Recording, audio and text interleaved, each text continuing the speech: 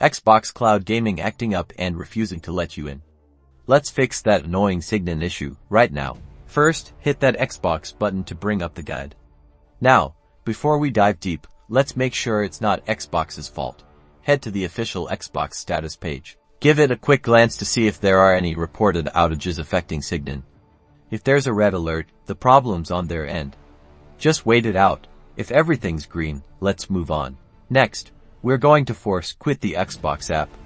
If you're on a PC, fully close it from the system tray.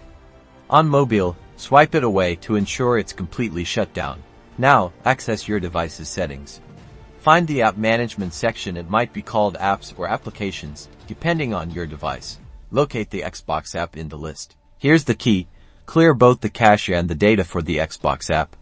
This resets the app to its default state and often solves lingering sign-in issues. Don't worry, it won't delete your game saves.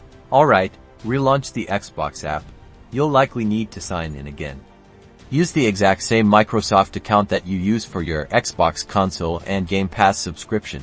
And that should do it. You should now be able to access Xbox Cloud Gaming. If the problem persists, consider restarting your device.